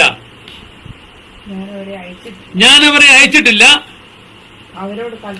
അവരോട് പോയി പറയാനും പറഞ്ഞില്ല. പക്ഷെ ഞാൻ അയക്കാതെ തന്നെ ഇവര് പോയിട്ട്, ഞാൻ നിന്നെ വാലല്ല തലയാക്കും, ഞാൻ നിന്നെ ഉഷ്ണഭൂമിയിലേക്കല്ല മഞ്ഞ് പെയ്യുന്ന സ്ഥലത്തേക്ക് അയക്കുന്നത് എന്നൊക്കെ പറഞ്ഞ് പ്രവചിക്കുന്ന ആളുകളെ കുറിച്ച് കർത്താവ് പറയുക, ഞാൻ അവരെ അയച്ചിട്ടില്ല. അവർക്ക് ലഭിക്കാൻ പോകുന്ന പണത്തിന്റെയും നന്മയുടെയും മറ്റു ഉദവികളുടെയും ആലോചന പ്രകാരം ബിലയാം പ്രവചിച്ച പോലെ അങ്ങ് പ്രവചിക്കുക, ഞാൻ അയച്ചതല്ല. 3-4 ഭാഗത്ത് നമുക്കത് കാണാൻ സാധിക്കും. 23-ാം അധ്യായത്തിന്റെ തന്നെ 32-ാമത്തെ വാക്യം. 23-ാം അധ്യായം, യിരെമ്യാ പ്രവാചക പുസ്തകം 23-ാം അധ്യായത്തിന്റെ 32-ാമത്തെ വാക്യം. വ്യാജ സ്വപ്നങ്ങളെ പ്രവചിച്ച് വിവരിച്ച് ഭോഷ്ക് കൊണ്ടും വ്യർത്ഥ പ്രശംസ കൊണ്ടും എന്റെ ജനത്തെ തെറ്റിച്ചു കളയുന്നവർക്ക് ഞാൻ വിരോധമാകുന്നു യഹോവയുടെ അരുളപ്പാട്. എന്തുകൊണ്ടൊക്കെയാ? വ്യാജമായ സ്വപ്നങ്ങൾ കൊണ്ട് പ്രവചിച്ച് വിവരിച്ച് ഭോഷ്ക് കൊണ്ട് വ്യർത്ഥ പ്രശംസ കൊണ്ടും പറയുന്ന ആളുകൾ. വ്യർത്ഥമായ പിതൃ പാരമ്പര്യങ്ങളിൽ ഊറ്റം കൊണ്ട് തിരുവചന പ്രകാരമല്ലാത്ത കാര്യങ്ങൾ പഠിപ്പിക്കുന്ന പ്രസംഗിക്കുന്ന ആളുകളെ ദൈവം അയച്ചിട്ടില്ല. അത് ദൈവസഭയല്ല, പള്ളി എന്ന പേരുണ്ട്. ദൈവം നൽകാത്ത കുപ്പായോ വിട്ട് അത് പല നിറത്തിലുള്ളതാണ്. ദൈവം ഏൽപ്പിക്കാത്ത വടിയും കയ്യിലുണ്ട്. അത് വളഞ്ഞ അറ്റം പാമ്പിന്റെ തലയും വെച്ചാണ് നടക്കുന്നത്. കാൽവരിയിൽ കർത്താവ് പാമ്പിന്റെ തല തകർത്തു. ഇവിടെ ഇതാ പാമ്പിന്റെ ചിഹ്നവും വടിയിൽ കൊത്തിപ്പിടിച്ച് കഴുത്തിൽ ഒന്നിലധികം കുരിശും അതിനെ തുടർന്നുള്ള മാലകളും ധരിച്ച്, പുതിയ നിയമത്തിൽ കർത്താവ് പറഞ്ഞിരിക്കുന്നത് തല മൂടിക്കൊണ്ട് പ്രാർത്ഥിക്കുകയോ പ്രവചിക്കുകയോ ചെയ്യുന്ന മനുഷ്യൻ, പുരുഷൻ തന്റെ സൃഷ്ടിതാവിനെ അപമാനിക്കുന്നു. അപ്പോഴാണിതാ തലയെ തൊപ്പിയും വെച്ച് മസ്മനസ എന്ന് പറയുന്ന ഒരു തുണിക്കഷ്ണത്തിൽ 12 കുരിശും തുന്നിപ്പിടിപ്പിച്ച് എന്നിത്യാദി കാര്യാദികളുമായിട്ട് ആളുകൾ നടക്കുക. അവരും പ്രവചിക്കുകയാണ്, അവരും പ്രസംഗിക്കുകയാണ്. അതെല്ലാ ദിവസങ്ങളിലും, അതായത് പുണ്യപ്പെട്ട ദിവസങ്ങളിൽ, നോയമ്പ് ദിവസങ്ങൾ, ഈ ദിവസങ്ങളിൽ സ്ലീഹന്മാരുടെ നോയമ്പ് നടക്കുക. 12 സ്ലീഹന്മാർ നോയമ്പെടുത്തത്രേ. അതിനുവേണ്ടി സ്ലീഹന്മാരുടെ നോയമ്പ് എന്ന് പറഞ്ഞ അങ്ങനെ ആഗസ്റ്റ് 15 കന്യാമറിയാം സ്വർഗാരോഹണം ചെയ്ത് പറഞ്ഞ അന്നൊരു പെരുന്നാള്. ഈ വർഗീസ് പറഞ്ഞ മനുഷ്യൻ അയാൾ ജനിച്ചിട്ടേ ഇല്ല, അങ്ങനെ ഒരാളെ ഇല്ലെന്ന് കത്തോലിക്ക പള്ളിക്കാർ ആണയിട്ട് പറയുമ്പോൾ, കേരളത്തിലല്ല കേട്ടോ, ഭാരതത്തിലല്ല, അല്ലാത്ത പള്ളിക്കാർ ആണയിട്ട് പറയുമ്പോഴും ആ പുള്ളി ഉണ്ടെന്ന് പറഞ്ഞ് എടത്തുവാ മുതൽ എവിടെല്ലാം പുതുപ്പള്ളി എന്ത് വേണ്ട, കേരളത്തിൽ അങ്ങോളം ഇങ്ങോളം ഇതര സംസ്ഥാനങ്ങളിൽ എല്ലാം ആ മനുഷ്യനെ വെച്ച് പൂജിച്ച് മധ്യസ്ഥം അണയ്ക്കുന്നത് ഈ പറയപ്പെട്ട ആളുകള്. ദൈവം അയച്ചിട്ടല്ല, കർത്താവ് പറഞ്ഞിട്ടല്ല കാര്യങ്ങളെ ചെയ്യുന്നത്. കൂദാശകളും കുർബാനകളും ഇതര കാര്യങ്ങളും ചെയ്യുന്നത് തിരുവചനം പറഞ്ഞതല്ല. യേശു കർത്താവ് അല്ലെങ്കിൽ പഴയ നിയമത്തിലോ പുതിയ നിയമത്തിലോ ഉള്ളൊരു കാര്യമല്ലത്. അതുകൊണ്ട് പറഞ്ഞു ഞാൻ അവരെ അയച്ചില്ല. ഇനി 27-ാം അധ്യായത്തിന്റെ 15-ാമത്തെ വാക്യം,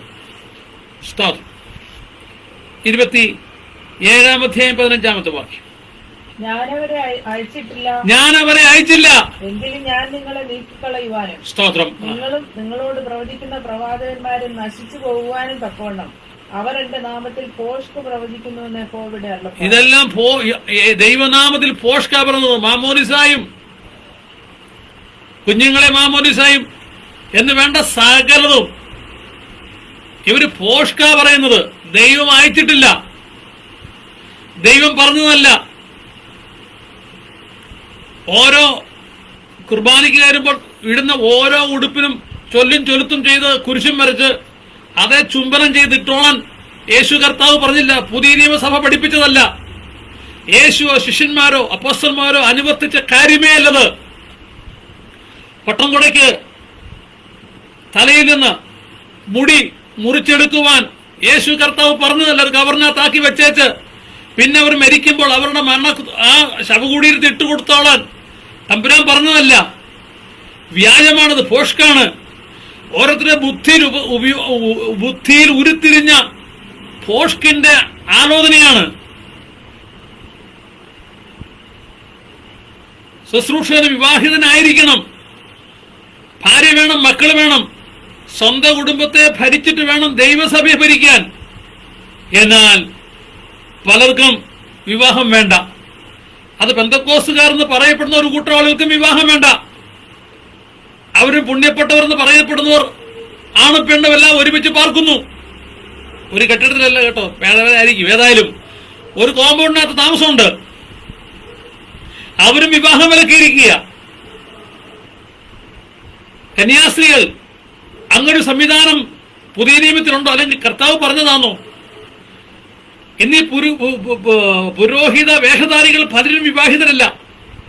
ഓർത്തഡോക്സ് യാക്കോബായ സമുദായത്തിൽ മർത്തോമായിൽ കത്തോലിക്കൽ അവർ അങ്ങനെയല്ല, ആരും വിവാഹിതരല്ല. എന്നാൽ ഈ പറഞ്ഞ മർത്തോമ യാക്കോബ അല്ലെങ്കിൽ ഓർത്തഡോക്സ് വിവാഹങ്ങൾക്ക് അത്യാവശ്യം വേണ്ട വിവാഹം കഴിക്കാൻ, പക്ഷെ മേൽപ്പെട്ട സ്ഥാനത്തേക്ക് വെറുതെ വിവാഹം കഴിക്കാൻ പറ്റത്തില്ല. ഇതാര് പറഞ്ഞു? ഉടനെ പറഞ്ഞു തന്നോ? കർത്താവ് സ്ഥാപിച്ച സഭയ്ക്കകത്തെ വിവരമാണോ ഇത്? അവരാണ് വിവാഹം വിലക്കുന്നത്. അതിനെക്കുറിച്ചാണ് തിമോത്തിയോസ് ലേഖനം എഴുതുമ്പോൾ പറഞ്ഞത്. മകനെ തിമോത്തിയോസേ, അന്ത്യകാലത്ത് ഇവിടെ കർത്താവ് യെശയ്യാവിൽ നിന്ന് പോഷ്കെന്ന് പറഞ്ഞത് തന്നെയാണ് പരിശുദ്ധാത്മാവ് പൗലോസ് അപ്പോസ്തലനിലൂടെ തിമോത്തിയോസ് ലേഖനം എഴുതുമ്പോൾ 4-ാം അധ്യായത്തിന്റെ 1 വായിക്കുമ്പോൾ സ്തോത്രം. അന്ത്യകാലത്ത് മനുഷ്യർ ഭൂതങ്ങളുടെ ദുരാത്മാവിന്റെ ആലോചനയാൽ ആ ആലോചന അനുസരിച്ച് അവർ ഭോഷ്ക് പ്രവചിക്കും. സ്തോത്രം. തിമോഥെയോസിന് പൗലോസ് ലേഖനം എഴുതുമ്പോൾ വളരെ സ്പഷ്ടമായി 1 തിമോഥെയോസ് 4-ാം അധ്യായം അതിന്റെ 1 മുതലുള്ള വാക്യങ്ങൾ വരാൻ പോകുന്നേ ഉള്ളൂ. ഭാവി കാലത്ത് അന്ന് തുടങ്ങിയിരുന്നില്ല. പുതിയ നിയമസഭയുടെ ആരംഭകാലത്ത് യെരുശലേമിൽ അന്ന് തുടങ്ങിയ മറ്റ് സ്ഥലങ്ങളിൽ ഇങ്ങനെ സംവിധാനം തുടങ്ങിയിരുന്നില്ല. എന്നാൽ ഭാവി കാലത്ത് ചിലർ വ്യാജാത്മാവ്, അത് തന്നെയാണ് ഇരമ്യാവ് പറഞ്ഞത്, വ്യാജാത്മാക്കളുടെയും ഭൂതങ്ങളുടെ ഉപദേശങ്ങളെ ആശ്രയിച്ച് ഭോഷ്ക് പറയുന്നവരുടെ കപടത്താൽ വിശ്വാസം ത്യജിക്കുമെന്ന് ആത്മാവ് തെളിവായി പറയുന്നു, സ്പഷ്ടമായി പറയുകയാണ്. വരാൻ പോകുന്ന കാലഘട്ടത്തിൽ ഇങ്ങനെ സംഭവിക്കും. എന്തൊക്കെ സംഭവിക്കുന്നത് അവർ പറയാണ്? ഭോഷ്ക്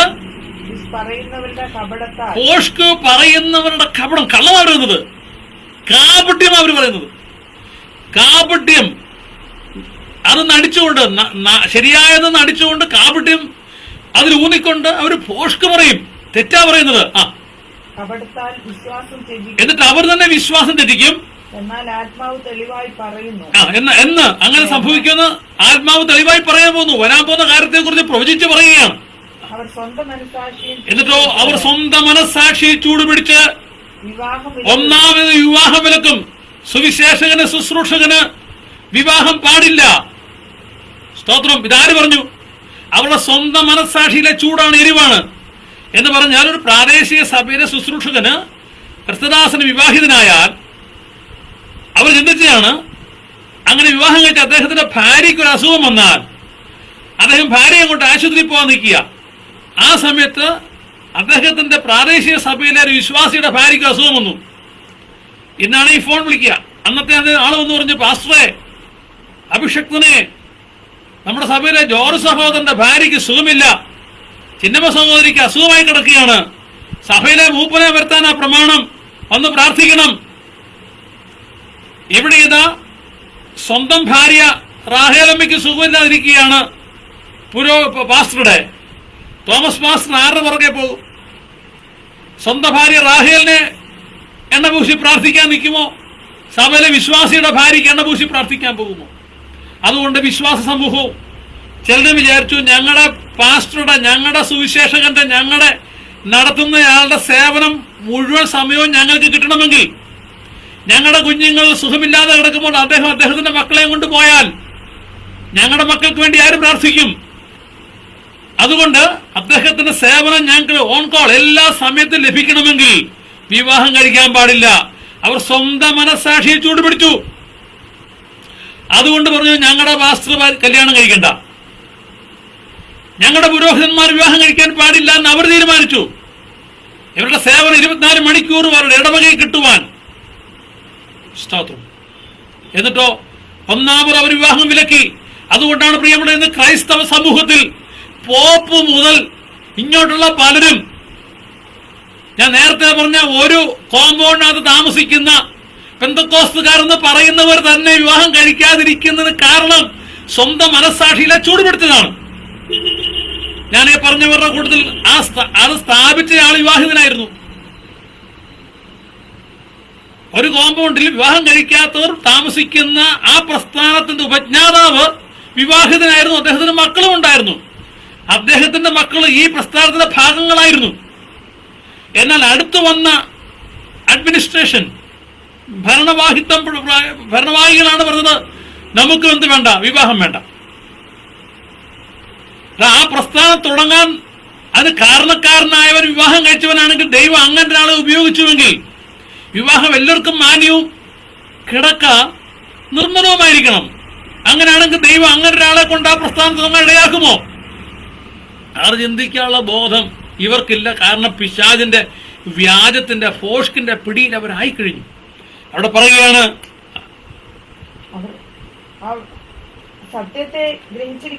അവർ വിവാഹം വിലക്കുന്നുള്ള സത്യത്തെ ഗ്രഹിച്ചിരിക്കുന്ന വിശ്വാസികൾ സ്തോത്രത്തോടെ അനുഭവിപ്പാൻ ദൈവം സൃഷ്ടിച്ച ഭോജ്യങ്ങളെ വർദ്ധിക്കണം എന്ന് കൽപ്പിക്കുകയും നോയമ്പെടുക്കാൻ പറയും. 3 നോയമ്പ് 7 8 നോയമ്പ് 8 നോയമ്പ്, പിന്നെ വലിയ നോയമ്പ്, ക്രിസ്തുമസ് നോയമ്പ്, ഇങ്ങനെ പല നോയമ്പുകളുണ്ട്. ആ ദിവസങ്ങളിൽ പൂർണ്ണമായി ഭക്ഷണപാനീയങ്ങൾ അന്ന് മാറി നിൽക്കുന്നില്ല. ഭക്ഷണം കഴിക്കാം, പക്ഷെ ഇറച്ചി മീനും പാടില്ല, മാംസാഹാരം പാടില്ല. ചോറുണ്ണാം, മാംസാഹാരം പാടില്ല, മത്സ്യമാംസാദികൾ പാടില്ല. ദൈവം സൃഷ്ടിച്ചതാണ്. മനുഷ്യ സ്തോത്രത്തോടെ ഭുജിക്കുവാൻ ദൈവം സൃഷ്ടിച്ച ഭോജ്യങ്ങളെ വർജിക്കണമെന്നൊരു കൽപ്പിക്കും. ഇതിനെക്കാട്ടൊക്കെ ഭയങ്കര കുറച്ചുകൂടെ വരുന്നുണ്ട്. ഞാനൊരു ഓർത്തഡോക്സുകാരനായിരുന്നു. മിക്കവാറും പള്ളിയുമായിട്ടായിരുന്നു എനിക്ക് ഏറെ ബന്ധം. ഒരല്പസമയം കിട്ടി ഞാൻ പള്ളിമേടയിലായിരിക്കും. അങ്ങനെ ഒരു പ്രാവശ്യം ഒരു ഉച്ചയ്ക്ക് ഞങ്ങളുടെ പള്ളിമേടയിൽ, ഞാൻ ആയിരുന്നു അന്ന് തിരുവനന്തപുരത്ത് സെന്റ് ജോർജ് ഓർത്തഡോക്സ് ചർച്ച്, ഇന്നത് കത്തീഡ്രൽ എന്നൊക്കെ അറിയപ്പെടുന്നു. അന്ന് അവിടെ ഒരു കുശിനിക്കാരൻ ചേട്ടനുണ്ടായിരുന്നു. അന്ന് ഒരു ഉച്ചയായപ്പോഴത്തേക്ക് തിരുവനന്തപുരത്ത് സെക്രട്ടറിയിലോ മറ്റു കണ്ണാശുപത്രിയിലോ എവിടേക്കോ പോകാൻ ഒത്തിരി അച്ഛന്മാർ വന്നു. അവര് ഈ പള്ളി അടുത്തായതുകൊണ്ട് അവിടെ വന്നു. അപ്പൊ അന്ന് നമ്മുടെ പാർക്കിന്റെ വികാരി ഇവർക്കെല്ലാം ഭക്ഷണം ക്രമീകരിക്കുവാൻ അന്നത്തെ കുശിനിക്കാരൻ ചേട്ടനോട് പറഞ്ഞു. അന്നൊരു 10 മണിയായപ്പോഴത്തേക്ക് ഞാനും അവിടെ ചെല്ലുന്നു. അപ്പോൾ തന്നെ ഈ കുശിനിക്കാരൻ അടുത്തുള്ള കണ്ണിമാറ മാർക്കറ്റിൽ പോയി സാധനമൊക്കെ വാങ്ങി വന്നു, കാര്യങ്ങൾ ക്രമീകരിച്ചു. ഉച്ചയായപ്പോഴത്തേക്ക് ഭക്ഷണം വിളമ്പോൾ ഞാനും ഒരു സഹായിയായിട്ട് ഭക്ഷണം വിളമ്പാൻ നിൽക്കുമ്പോൾ 2 അച്ഛന്മാര് വേറെ സ്ഥലത്ത് മാറിയിരിക്കുക. ആ റൂമിൽ തന്നെയാണ് ഈ കുശിനിക്കാരൻ ചേട്ടൻ അവർക്കൊക്കെ വിളമ്പുന്നുണ്ട്, മറ്റവർക്ക് മീനും മത്സ്യാദികൾ വിളമ്പി. ഞാന് നോക്കുമ്പോൾ മാംസത്തിന്റെ ആ പാത്രം എടുത്ത് അതിന്റെ 2ാം ട്രിപ്പ് എല്ലാവർക്കും വിളമ്പിട്ട് ഞാൻ രണ്ടുപേരും അവർക്ക് കൊടുക്കാൻ വേണ്ടി ചെന്ന് ഈ മാംസാഹാരം ബീഫ് കറി അവർക്ക് വിളമ്പിയ സമയത്ത് 2 പേരും ഒരുപോലെ കറി വെച്ച് മോനെ വിളമ്പരുത് എന്ന് പറഞ്ഞു. ഞാൻ ചോദിച്ചു പറ്റി. ഞാൻ പറഞ്ഞു ഇവർക്കെല്ലാം കൊടുത്തല്ലോ, അവർക്ക് കഴിക്കാം, ഞങ്ങൾക്ക് പാടില്ല. ഞങ്ങൾ ശ്രീപാദാസന്മാരാ, ദേറാപ്പട്ടക്കാരൻ. അതിലൊരാൾ ശ്രീപാദാസനും മറ്റൊരാൾ ദേറാപ്പട്ടക്കാരനുമാണ്. ഞങ്ങൾക്ക് പാടില്ല. അതെന്ത് പറ്റി? അതിനകത്ത് ഒരാൾ എന്നോട് പറഞ്ഞത് ഞാൻ ഞെട്ടിപ്പോയി. പൊതുവിൽ ഇങ്ങനെ പറയാൻ പറയുന്നില്ല പ്രിയമുള്ളവരെ. അപ്പൊ അദ്ദേഹം പറഞ്ഞത് കേട്ട് ഞാൻ ഞെട്ടിപ്പോയി. അദ്ദേഹം പറഞ്ഞു അതുകൊണ്ട് ഞങ്ങൾക്ക് മാംസാഹാരം കഴിക്കാൻ പാടില്ല. ഇതാര് പറഞ്ഞു? ദൈവം സൃഷ്ടിച്ച ഭോജ്യങ്ങളെ വർദ്ധിക്കണമെന്ന് പറയും. ഇത് യേശു എന്താ വർദ്ധിക്കണമെന്ന് പറയും. എന്നിട്ടോ എന്നാൽ ദൈവത്തിന്റെ സൃഷ്ടിയെല്ലാം നല്ലത്. പ്രിയമുള്ളവരെ, ഇവിടെ നമുക്ക് അവസാനിപ്പിക്കാം. ദൈവം ബാക്കി ഭാഗം നമുക്ക് അടുത്ത ദിവസങ്ങൾ ചിന്തിക്കാം. ദൈവം അയച്ചിട്ട് അയക്കാതെ ഇരുന്നിട്ട് ഓടിയവർ, ദൈവം പറയാത്തതെല്ലാം ചെയ്യിക്കുന്നവർ, വിശ്വാസ ലോകമേ, ഇത് നമുക്കുള്ളതല്ല, ദൈവജനത്തിനുള്ളതല്ല. നോക്കൂ, അതുകൊണ്ട് പെന്തക്കോസ് ആണെന്ന് പറഞ്ഞിട്ട് കാര്യം. അങ്ങനെ സഭയില്ല, പെന്തക്കോസ് സഭ. അങ്ങനെ ഈ രക്ഷിക്കപ്പെട്ട് സ്നാനപ്പെട്ട് വേർപെട്ട് വന്നവരെ ലോകര് കളിയാക്കി വിളിച്ചതാ. കർത്താവ് സകല ശിഷ്യന്മാരെന്ന. പക്ഷെ ശിഷ്യന്മാർക്കാണ് അന്ത്യോക്യയിൽ വെച്ച് ക്രിസ്ത്യാനികൾ എന്ന് പേരുണ്ടായത്. അവരെ അന്ന് ക്രിസ്ത്യാനികൾ എന്ന് വിളിച്ചു. ആയതുപോലെ പുതിയ തലമുറയിൽ പെന്തക്കോസ്ത അനുഭവം പ്രാപിച്ചവരെ, പരിശുദ്ധാത്മാവ് അന്യഭാഷ അടയാളത്തോട് സംസാരിച്ചവരെ പെന്തക്കോസ് ചേർത്ത് കളിക്ക് വിളിച്ചതാണ്. ഇന്ന് ആ വിളിപ്പേര് അങ്ങ് ശരിയായ പേരായി. പ്രിയമുള്ളവരെ, അതിനകത്തും ആരെങ്കിലും ദൈവമില്ലാത്തത് കൂട്ടിച്ചേർക്കുകയോ പറയുകയോ ചെയ്തെങ്കിൽ അത് ദൈവത്തിന്റെ പ്രമാണമല്ല, ദൈവികവുമല്ല. അതുകൊണ്ട് നമ്മുടെ പക്കൽ ഏൽപ്പിച്ചിരിക്കുന്ന വിശ്വാസം വേണ്ടി പോരാടുവാൻ ദൈവമായ കർത്താവ് നമ്മെ അവരെ സഹായിക്കട്ടെ. കേട്ടത് നമുക്ക് അനുഗ്രഹമായി തീരട്ടെ. കർത്താവ് വരാൻ താമസമെങ്കിൽ പിന്നെയും നമുക്ക് കാണാം. അതുവരെ ദൈവമായ കർത്താവ് നമ്മെ അവരെ സഹായിക്കുമാറാകട്ടെ. God bless you all. Thank you. Praise the Lord. Stop.